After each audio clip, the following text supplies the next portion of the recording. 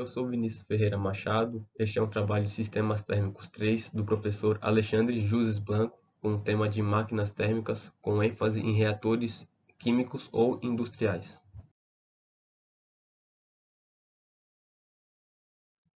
Eu vou começar contando um pouco do contexto histórico das máquinas térmicas. Desde a antiguidade, sabia-se que o calor poderia ser utilizado para produzir vapor e que este poderia ser empregado para se desempenhar trabalho mecânico. No século I d.C., um inventor grego, Herón de Alexandria, construiu um dispositivo que era constituído por uma esfera de metal com dois furos, dos quais escapava ar quente, ou vapor, que provinha do aquecimento de água. Esse dispositivo criado por Herón era uma máquina térmica. Transformava calor em trabalho mecânico. Contudo, a invenção de Herón não foi utilizada para produzir grandes quantidades de energia mecânica. Foi apenas no século XVIII que foram construídas as primeiras máquinas capazes de realizar trabalhos industriais. As primeiras máquinas térmicas tinham rendimentos muito baixos, consumiam grandes quantidades de combustível, mas realizavam pequenos trabalhos.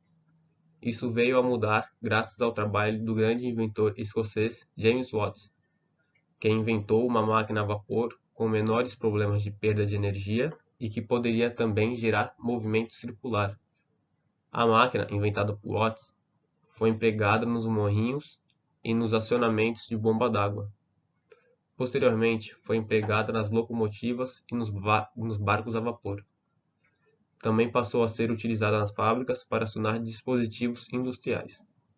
A importância da invenção de Watt evidencia-se pelo fato de ter sido um dos fatores que contribuiu decisivamente para o avanço da Revolução Industrial.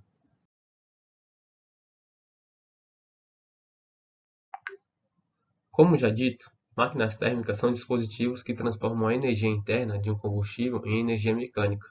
Elas convertem calor em trabalho e funcionam em ciclos. Utilizam duas fontes de temperaturas diferentes, uma fonte quente e uma fonte fria.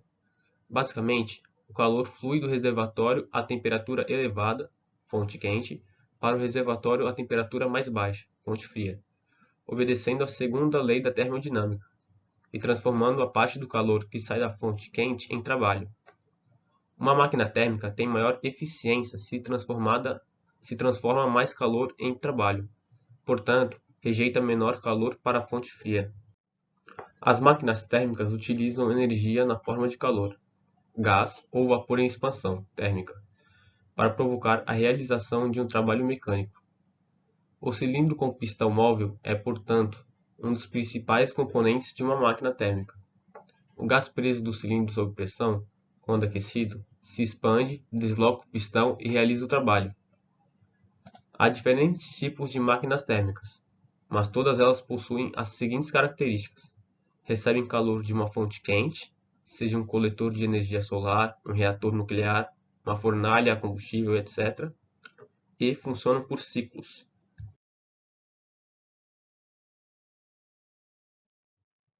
Começando agora a falar sobre os reatores industriais ou químicos, o que eles são? Quando falamos em indústria química, falamos de produtos, reações, reagentes, entre outros.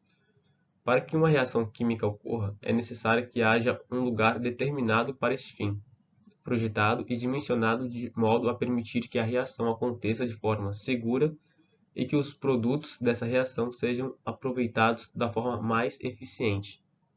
Os reatores serão o lugar onde as reações químicas acontecerão.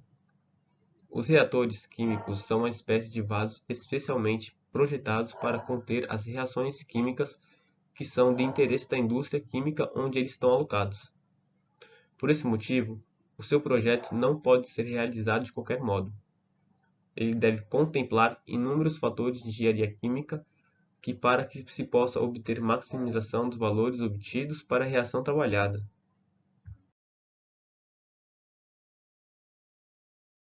Bom, e para que serve um reator químico ou industrial? Ele pode ser considerado o coração dos processos químicos, auxiliando a indústria em desenvolvimentos significativos. Potencializados pela procura de novos produtos, são equipamentos utilizados em processos de mistura, homogeneização e controle de temperaturas e reações químicas, podendo ser operados sob vácuo ou atmosfera controlada, com aquecimento, resfriamento ou ambos, sendo utilizados na fabricação de produtos químicos como resinas, adesivos, tintas, entre outros, ou simplesmente por razões de otimização, exigências de segurança ou inovações ao nível do design. Dessa forma, os reatores.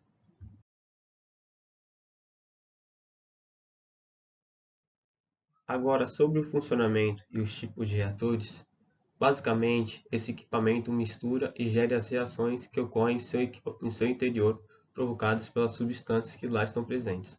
Contudo, dado o objetivo final do processo ou os produtos que se almejam extrair, esse funcionamento pode ser alterado em função das especificidades do processo.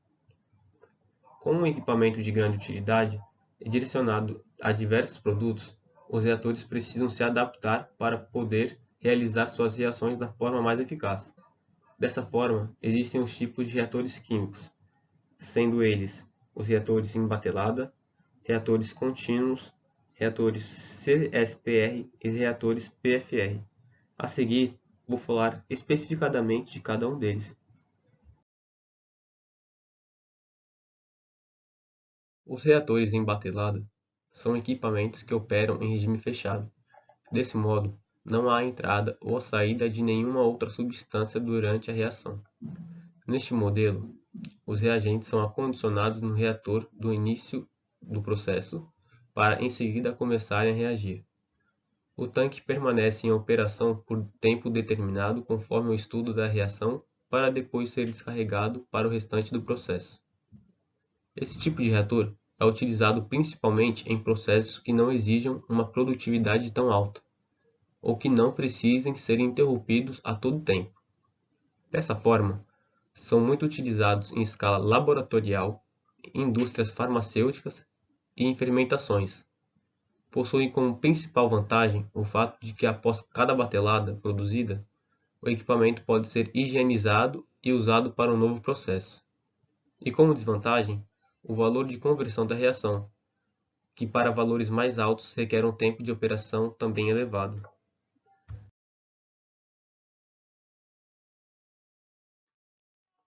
Os reatores contínuos são equipamentos que operam com a entrada e saída de compostos continuamente enquanto a reação ocorre em seu interior.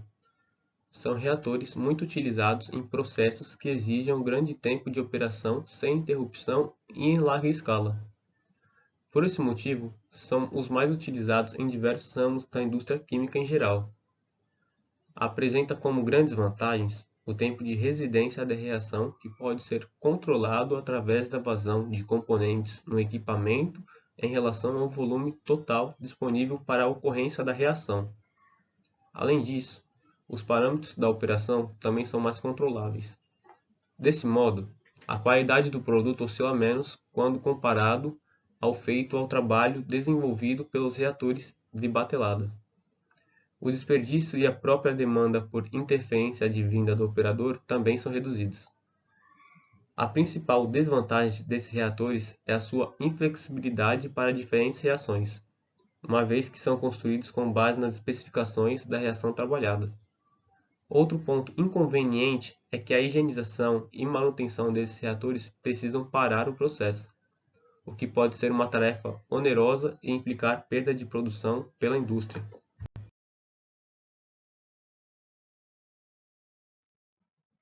Os reatores CSTR são basicamente tanques que possuem um agitador.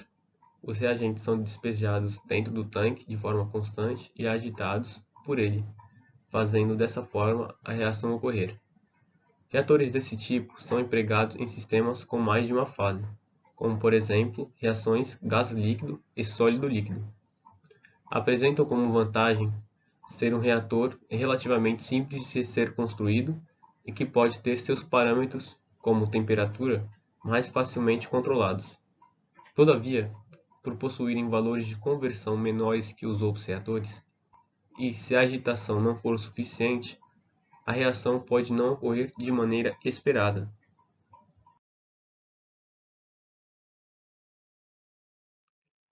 Os reatores PFR ou reatores tubulares são equipamentos na forma de um longo tubo ou vários tubos mais curtos. Os reagentes entram no reator através de bombeados e, estando dentro do aparelho, iniciam as reações químicas.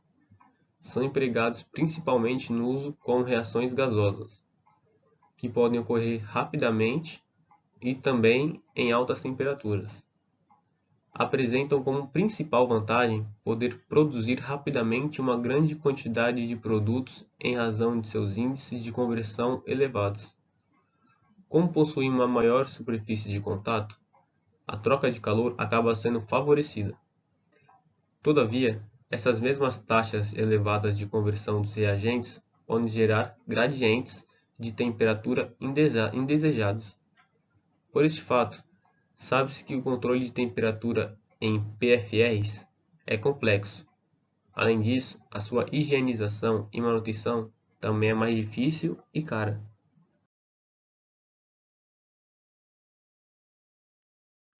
Por fim, quis trazer as normas regulamentadoras no que diz respeito à utilização dos reatores industriais. Na instalação, os reatores em geral devem seguir o que está contido na NR12 e NR13, quanto às condições de instalação física e elétrica, aterramento e proteção de partes girantes.